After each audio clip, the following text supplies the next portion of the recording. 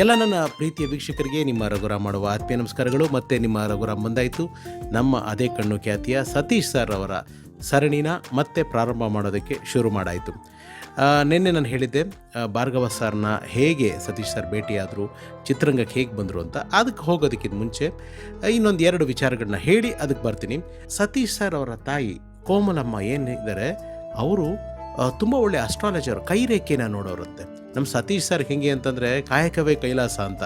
ಅವರು ಹೆಚ್ಚಾಗಿ ಈ ಥರ ಶಾಸ್ತ್ರ, ಜ್ಯೋತಿಷ್ಯ ಇದನ್ನೆಲ್ಲ ನಂಬುವಂಥ ಒಂದು ವ್ಯಕ್ತಿತ್ವ ಅಲ್ಲ. ಅವ್ರು ಯಾವಾಗಲೂ ಅವ್ರ ತಾಯಿ ಹತ್ರ ಹೇಳ್ತಾ ಇದ್ರಂತೆ, ಅಮ್ಮ ಸೋತಾಗ ಇದನ್ನೆಲ್ಲ ನಂಬಬೇಕು ಅನಿಸುತ್ತೆ, ಗೆದ್ದಾಗ ಯಾವುದೂ ನಂಬೋ ಅವಶ್ಯಕತೆ ಇರಲ್ಲ.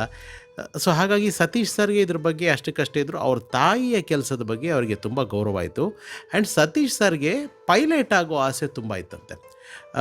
ಈ ನಿಟ್ಟಿನಲ್ಲಿ ಕೆಲವು ಪ್ರಯತ್ನಗಳು ಕೂಡ ನಡೆದಿತ್ತು. ಅವರು ಯಾರೋ ಒಬ್ಬರು ಮಧ್ಯದಲ್ಲಿದ್ದ ಒಬ್ಬರು ಮೀಡಿಯೇಟ್ರು ಒಂದು 15 ಇಯರ್ಸ್ಗೇನೋ ಒಂದು ಬಾಂಡ್ ಥರ ಮಾಡಿಕೊಡ್ಬೇಕು, ಸಮ್ ಕಮಿಷನ್ ಥಿಂಗ್ಸ್ ಎಲ್ಲ ಅಂತ ಬಂದಾಗ ಸತೀಶ್ ಸರ್ ಡೈರೆಕ್ಟಾಗಿ ಅವರೊಂಥರ ಖಂಡಿತವಾದಿ ಲೋಕವಿರೋಧಿ, ನನಗೆ ಬೇಡ, ನಾನು ಈ ಕಡೆ ತಲೆನೂ ಹಾಕಲ್ಲ ಅಂತ ಹೇಳಿದ್ರಂತೆ. ಅವರು ಇಲ್ಲ, ಟು ಇಟ್ ನಾನು ನಿಮಗೆ ಇಲ್ಲಿ ಮತ್ತು ಈ ಕಮರ್ಷಿಯಲ್ ಫ್ಲೈಯಿಂಗಲ್ಲಿ ಅವರು ನಾಟ್ ಆನ್ ಎನಿ ಬೇರೆ ಥರದಲ್ಲೆಲ್ಲ ಕಮರ್ಷಿಯಲ್ ಫ್ಲೈಯಿಂಗಲ್ಲಿ ನಾನಿಲ್ಲಿ ನಿಮ್ಮನ್ನು ಬರದೇ ಇರೋಂಗೆ ನೋಡ್ಕೊತೀನಿ ಅಂತ. ನೀವೇನು ನೋಡ್ಕೊಳ್ಳೋದು ಸರ್, ನಾನು ಈ ಕಡೆ ತಲೆನೇ ಹಾಕೋದಿಲ್ಲ ಬಿಡಿ ಅಂತ ಅಂದ್ಬಿಟ್ಟು ಲಾಸ್ಟ್ ಟೈಮ್ ನಾನು ಸೀರೀಸ್ ಮಾಡಿದಾಗಲೇ ತಿಳಿಸಿದ್ದೆ. ಅಶೋಕ್ ಸರು, ರಜನಿ ಸರು, ನಮ್ಮ ಡೈರೆಕ್ಟರ್ ರಘುನಂದನ್ ಅವರು ಆ್ಯಂಡ್ ನಮ್ಮ ರವೀಂದ್ರನಾಥ್ ಡೈರೆಕ್ಟ್ರು, ಇವ್ರದ್ದೇ ಬ್ಯಾಚು. ಸೌತ್ ಇಂಡಿಯನ್ ಫಿಲ್ಮ್ ಇನ್ಸ್ಟಿಟ್ಯೂಟ್ನ ಸ್ಟೂಡೆಂಟು ಸತೀಶ್ ಸರು. ಅಲ್ಲಿ ಅವರು ತರಬೇತಿನ ಪಡಿತಾರೆ. ರಜನಿ ಸರ್ ಅವ್ರ ಜೊತೆ ಎಲ್ಲ ಅಷ್ಟು ಕ್ಲೋಸ್ ಆಗಿದ್ದರು. ಯಾವತ್ತು ಎಲ್ಲೂ ಸತೀಶ್ ಸರ್ ನನಗೊಂದು ಕೆಲಸ ಬೇಕು, ಚಾನ್ಸ್ ಕೊಡಿ, ಪಾರ್ಟ್ ಕೊಡಿ ಅಂತ ಇಲ್ಲಿವರೆಗೂ ಈವನ್ ಟಿಲ್ ಟುಡೇ ಅವರು ಕೈ ಚಾಚಿದವರಲ್ಲ. ಅಷ್ಟು ಸ್ವಾಭಿಮಾನಿ ನಮ್ಮ ಸತೀಶ್ ಸರ್. ಅವರ ಕೋರ್ಸ್ ಎಲ್ಲ ಮುಗಿಯುತ್ತೆ. ಕೋರ್ಸ್ ಎಲ್ಲ ಮುಗಿದ್ಮೇಲೆ ಆ ಕೋರ್ಸಲ್ಲಿ ಇದ್ದವರು ಒಬ್ಬೊಬ್ಬರಾಗಿ ಅವ್ರವ್ರ ಕೆಲಸಗಳಲ್ಲಿ ಬ್ಯುಸಿಯಾಗಕ್ಕೆ ಸ್ಟಾರ್ಟ್ ಆಗ್ತಾರೆ. ಸತೀಶ್ ಸರ್ ಅಗೇನ್ ಮಡ್ರಾಸ್ಗೆ ಶಿಫ್ಟ್, ಅಲ್ಲೇ ಓದೋಕ್ಕೆ ಹೋಗಿದ್ದರಿಂದ, ಅಲ್ಲೇ ಇಂಡಸ್ಟ್ರಿದು ದೊಡ್ಡ ಹಬ್ ಆವಾಗ ಚೆನ್ನೈ ಆಗಿದ್ದರಿಂದ, ಅಂದರೆ ಅಂದಿನ ಮಡ್ರಾಸೇ ಆಗಿದ್ದರಿಂದ ಅಲ್ಲಿ ಸಾಕಷ್ಟು ಜನಕ್ಕೆ ಅವರು ಅವಕಾಶಗಳು ಕೇಳ್ಕೊಳ್ಳೋದು, ಅವಕಾಶ ಹುಡ್ಕೊಂಡು ಹೋಗೋದು, ಈ ಕೆಲಸಗಳನ್ನೆಲ್ಲ ಮಾಡ್ಕೊಂಡು ಕೂತಿರ್ಬೇಕಾದ್ರೆ ಮೇಜರ್ ಸುಂದರ್ ರಾಜನ್ ಅಂತ ಒಬ್ಬ ಪ್ರಸಿದ್ಧ ನಾಟಕರು, ಅವ್ರದ್ದೊಂದು ದೊಡ್ಡ ತಂಡ ಇತ್ತು. ಆ ತಂಡಕ್ಕೆ ಸತೀಶ್ ಸರ್ ಸೇರಿಕೊಂಡು ಡ್ರಾಮಾಗಳು ಮಾಡೋದಕ್ಕೆ ಸ್ಟಾರ್ಟ್ ಮಾಡ್ತಾರೆ. ಈ ಡ್ರಾಮಾಗಳು ಮಾಡ್ತಿರೋ ಸಂದರ್ಭದಲ್ಲಿ ನೋಡಿ ಹೆಂಗೆ ಒಂದೊಂದು ಡೆಸ್ಟಿನಿ ಹೆಂಗೆ ಡ್ರೈವ್ ಮಾಡುತ್ತೆ ಅನ್ನೋದಕ್ಕೆ, ಆವಾಗ ಎಲ್ಲ ಡೈರೆಕ್ಟರ್ಗಳನ್ನು ಮೀಟ್ ಮಾಡೋ ಹಾಗೆ ನಮ್ಮ ಭಾರ್ಗವ ಸರ್ನು ಸತೀಶ್ ಸರ್ ಹೋಗಿ ಮೀಟ್ ಮಾಡಿದ್ದಾರೆ. ಸರ್ ನನಗೆ ಸತೀಶ್ ಈ ಥರ ಮಾಡ್ತಾಯಿದ್ದೀನಿ. ಆಯಿತು ಮರಿ, ನಾನು ಹೇಳ್ತೀನಿ. ಇಲ್ಲ ಸರ್, ಇವತ್ತು ಒಂದು ಪ್ಲೇ ಇದೆ, ಒಂದು ಡ್ರಾಮಾ ಇದೆ, ನೀವು ಬಂದರೆ ಒಂದು ಸೀಟ್ ನಾನು ಬುಕ್ ಮಾಡಿರ್ತೀನಿ, ಬಂದು ನನ್ನ ಡ್ರಾಮಾ ನೋಡಿ ನೀವು, ಆವಾಗ ನನಗೆ ನೀವು ಯಾವ್ದಾದ್ರು ಒಂದು ಕ್ಯಾರೆಕ್ಟರ್ ಕಾಸ್ಟ್ ಮಾಡ್ಬೋದು. ಇದಕ್ಕೆ ಮುಂಚೆ ಸತೀಶ್ ಸರ್ಗೆ ಒಲವು ಗೆಲುವು ಮಾಡೋದಕ್ಕೆ ಮುಂಚೆನೇ ಭಾಗ್ಯವಂತರು ಸಿನಿಮಾದಲ್ಲಿ ಸತೀಶ್ ಸರ್ ಮಾಡಬೇಕಾಗಿತ್ತು. ಅಶೋಕ್ ಸರ್ ಒಬ್ಬ ಮಗನ ಪಾತ್ರ ಮಾಡಿದ್ರೆ ಇನ್ನೊಬ್ಬ ಮಗ ಪಾತ್ರನ ನಮ್ಮ ಸತೀಶ್ ಸರ್ ಮಾಡಬೇಕಾಗಿತ್ತು. ನಮ್ಮ ಭಾರ್ಗವ ಸರ್ ಅವರ ಮೊಟ್ಟ ಮೊದಲ ನಿರ್ದೇಶನದ ಚಿತ್ರ. ಬಟ್ ಕಾರಣಾಂತರಗಳಿಂದ ಅಲ್ಲಿ ಏನೋ ಕಾಸ್ಟ್ ಆಗಲಿಲ್ಲ. ಅದು ಬಾಬಿ ಸರ್ ಅಂತಲೇ ಕರೀತಾ ಇದೆ, ಎಲ್ಲರೂ ಭಾರ್ಗವ ಅವ್ರಿಗೆ ಬಾಬಿ ಸರ್ ಅಂತಲೇ ಕರೀತಾ ಇದ್ದಿದ್ದು. ಸೊ ಭಾರ್ಗವ ಅವ್ರ ಹತ್ರ ಒಡನಾಟ ಆಯಿತು. ಬನ್ನಿ ಡ್ರಾಮಾಗೆ ನಿಮ್ಗೊಂದು ಟಿಕೆಟ್ ಎತ್ತಿಟ್ಟಿರ್ತೀನಿ. ಆಯಿತು ಬರ್ತೀನಿ ಅಂತ ಭಾರ್ಗವ ಸರ್ ಹೇಳಿದ್ದಾರೆ.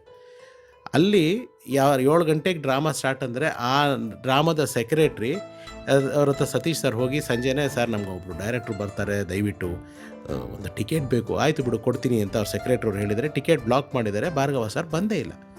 ಸತೀಶ್ ಸರ್ ನಾಟಕ ಆಡಿದ್ದಾರೆ, ನಾಟಕ ಎಲ್ಲ ಆಗಿದೆ, ಮುಗ್ದಿದೆ, ಎಲ್ಲ ಭಾರ್ಗವ ಸರ್ ಬರಲೇ ಇಲ್ಲ ಅಂತ ಅಂದ್ಕೊಂಡು ನೆಕ್ಸ್ಟ್ ಡೇ ಫೋನ್ ಮಾಡಿದಾಗ, ಸರ್ ವೆಯ್ಟ್ ಮಾಡ್ತಿದ್ದೆ, ಬರಲಿಲ್ವಲ್ಲ. ಯಾರಯ್ಯ ಹೇಳಿದ್ದು ಬಂದಿಲ್ಲ ಅಂತ. ನಾ ಬಂದಿದ್ದೆ. ಸರ್ ನೀವು ಬಂದಿದ್ರಾ? ಹೌದಪ್ಪ ನಾ ಬಂದಿದ್ದೆ, ಬಂದು ನೀನು ಆ್ಯಕ್ಟ್ ಮಾಡೋದನ್ನೆಲ್ಲ ನೋಡಿದೆ, ನಾನೇ ದುಡ್ಡು ಕೊಟ್ಟು ಟಿಕೆಟ್ ತೊಗೊಂಡೆ. ನೋಡಿ ಭಾರ್ಗವ ಸರ್ ಅವರ ಆ ಒಂದು ಎಥಿಕ್ಸು, ಆ ಒಂದು ವ್ಯಾಲ್ಯೂ ನಿಜವಾಗ್ಲೂ ಅಷ್ಟೆಲ್ಲ ಇಲ್ಲದೆ ಇಷ್ಟೆಲ್ಲ ಸಾಧನೆ ಮಾಡೋದಕ್ಕಾಗಲ್ಲ. ಎಂಥ ಒಂದು ವ್ಯಾಲ್ಯೂ ಇರೋ ಮನುಷ್ಯ ನಮ್ಮ ಭಾರ್ಗವ ಸರ್, ಒಬ್ಬ ಲೆಜೆಂಡ್ ಅವರು. ಯಾಕೆಂದರೆ ನಾನು ಅದನ್ನು ಫ್ರೀಯಾಗಿ ನೋಡೋದಕ್ಕೆ ನನಗೆ ಇಷ್ಟ ಇಲ್ಲ. ಒಂದು, ಎರಡನೇದು, ನಾನು ಬರ್ತಿದ್ದೀನಿ ಅಂತಂದರೆ ನೀನು ಕಾನ್ಷಿಯಸ್ ಆಗಿ ನೀನು ನ್ಯಾಚುರಲಾಗಿ ಆ್ಯಕ್ಟ್ ಮಾಡೋದಕ್ಕಿಂತ ಜೊತೆಗೆ ಓವರ್ ಎಫರ್ಟ್ ಹಾಕೋದು, ಮತ್ತೊಂದು ಏನೋ ಒಂದು ಅಟೆನ್ಷನ್ ಸೀಕಿಂಗ್ ಆಗಬಹುದದು. ಸೊ ಅದು ಬೇಡ, ಅದು ಮಾಡೋದೇ ಬೇಡ. ನಾನೊಬ್ಬ ಪ್ರೇಕ್ಷಕಂತರ ಬಂದು ನೋಡ್ಕೊಂಡು ಹೋಗ್ತೀನಿ ಅಂತ ಹೇಳಿ ಅವರು ಬಂದು ನಾಟಕನ ನೋಡಿದ್ದಾರೆ, ಇಂಪ್ರೆಸ್ ಆಗಿದ್ದಾರೆ. ಭಾರ್ಗವ ಸರ್ ಸತೀಶ್ ಅವರ ಅಭಿನಯ ನೋಡಿ ಸತೀಶ್ ಅವ್ರಿಗೂ ಖುಷಿಯಾಗಿದೆ. ಇದಾಗಿ ಕೆಲವು ದಿವಸಗಳು ಹೀಗೆ ನಡೀತಿರ್ಬೇಕಾದ್ರೆ ಚೆನ್ನೈನಲ್ಲಿ ಅವಾಗ ವುಡ್ಲ್ಯಾಂಡ್ಸ್ದು ಡ್ರೈವ್ ಇನ್ ರೆಸ್ಟೋರೆಂಟ್ ಇತ್ತು.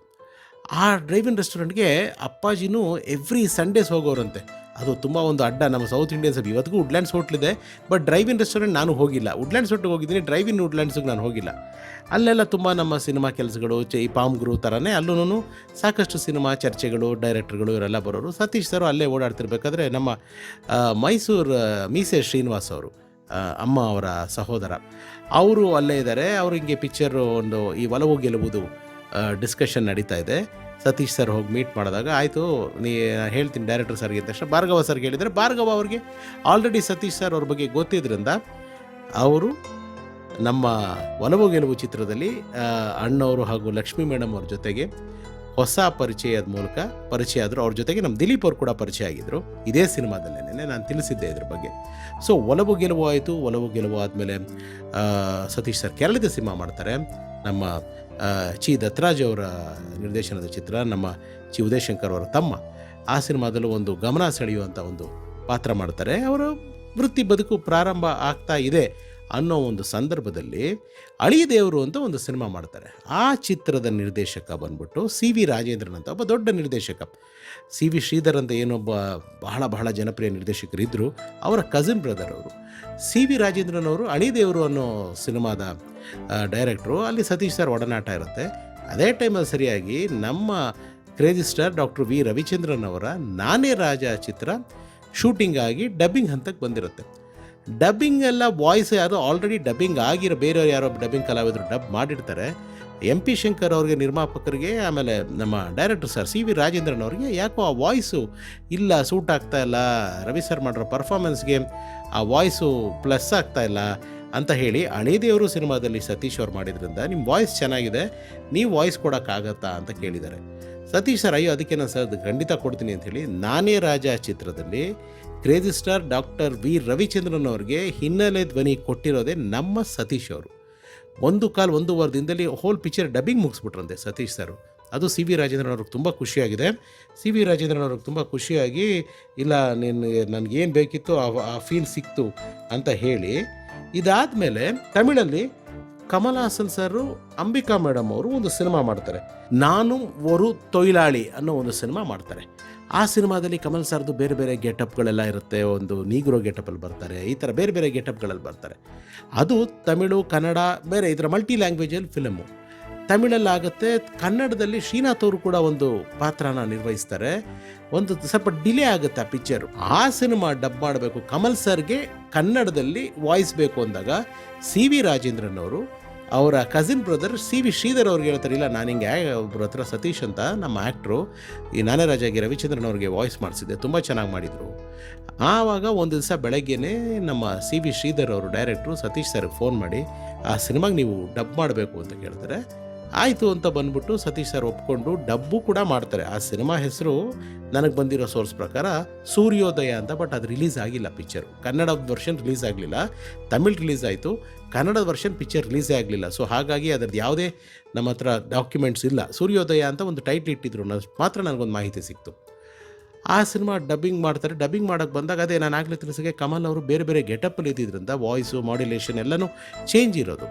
ಆವಾಗ ಸತೀಶ್ ಸರ್ ಹೇಳಿದ್ರಂತೆ, ಸರ್ ನೀವು ಸಿಂಕ್ ತಲೆ ಕೆಡಿಸ್ಕೋಬೇಡಿ, ವಾಯ್ಸ್ ಸೂಟ್ ಆಗುತ್ತಾ ಅದಕ್ಕೆ ನನಗೆ ನೋಡ್ಕೊಳ್ಳಿ, ಸಿಂಕ್ ನಾನು ಮಾಡ್ತೀನಿ ಅಂತ ಹೇಳಿ ಅಷ್ಟು ಅದ್ಭುತವಾಗಿ ಡಬ್ಬಿಂಗ್ ಮಾಡಿದ್ರಂತೆ. ಆ ಡಬ್ಬಿಂಗ್ ನೋಡಿ ಅಷ್ಟು ದೊಡ್ಡ ನಿರ್ದೇಶಕ ಶ್ರೀಧರ್ ಅವ್ರು ಖುಷಿಯಾಗಿ, ಎಲ್ಲಪ್ಪ ಇದ್ದೆ ನೀನು, ಎಂಥ ಕಲಾವಿದ ನೀನು, ಖಂಡಿತ ನಿನಗೆ ಒಳ್ಳೊಳ್ಳೆ ಅವಕಾಶಗಳು ಕೊಡ್ತೀನಿ ನಾನು ಮುಂದಕ್ಕೆ ಅಂತ ಹೇಳಿ ಅಷ್ಟು ಖುಷಿಯಾಗಿ ಒಂದು ಆಶೀರ್ವಾದ ಮಾಡಿ ಕಳಿಸಿದ್ದಾರೆ. ಸೊ ಸತೀಶ್ ಸರ್ದು ವೃತ್ತಿ ಬದುಕು ಹೀಗೆ ಒಂದೊಂದಾಗಿ ಚಿತ್ರದಿಂದ ಚಿತ್ರಗಳು, ಪಾತ್ರದಿಂದ ಪಾತ್ರಗಳು ಮಾಡೋದಕ್ಕೆ ಸ್ಟಾರ್ಟ್ ಮಾಡಿದ್ರು. ಇವತ್ತಿಗೂ ಕನ್ನಡ ಪ್ರೇಕ್ಷಕರು ನಾವೆಲ್ಲರೂ ಅವ್ರನ್ನ ಗುರುತಿಸೋದು, ಬಹುಶಃ ಸುಮಾರು ಜನ ಗುರುತಿಸೋದು ಅದೇ ಕಣ್ಣು ಸತೀಶ್ ಅಂತ. ಡಾಕ್ಟರ್ ರಾಜ್ರವರೊಂದಿಗೆ ಅವರು ಸಮವಾಗಿ ನಟಿಸಿದಂಥ ಚಿತ್ರ ಅದೇ ಕಣ್ಣು. ಅದೇ ಕಣ್ಣು ಚಿತ್ರದಕ್ಕೆ ಸತೀಶ್ ಅವರು ಹೇಗೆ ಆಯ್ಕೆ ಆದರು, ಆ ಚಿತ್ರ ಮಾಡೋದಕ್ಕೆ ಮುಂಚೆ ಸತೀಶ್ ಅವರಿಗೆ ಆರೋಗ್ಯದಲ್ಲಿ ಏನಾಗಿತ್ತು, ಇದೆಲ್ಲವೂ ನಾಳಿನ ಸಂಚಿಕೆಯಲ್ಲಿ ನಿಮಗೆ ವಿವರವಾಗಿ ತಿಳಿಸ್ತಾ ಹೋಗ್ತೀನಿ. ಸತೀಶ್ ಅವರ ಸಂಚಿಕೆ ನಾಳಿನ ಕಂತುಗಳಲ್ಲಿ ಮತ್ತಷ್ಟು ಸ್ವಾರಸ್ಯಕರವಾದ ವಿಷಯಗಳೊಂದಿಗೆ ನಿಮ್ಮ ಮುಂದೆ ಬರ್ತೀನಿ. ಅಲ್ಲಿವರೆಗೂ ಎಲ್ರಿಗೂ ಒಳ್ಳೆಯದಾಗಲಿ. ನಾನು ನಿಮ್ಮ ರಘುರಾಮ್. ಸರ್ವೇ ಜನ ಸುಖಿನೋ ಭವಂತು. Love you all. ನಮಸ್ಕಾರ.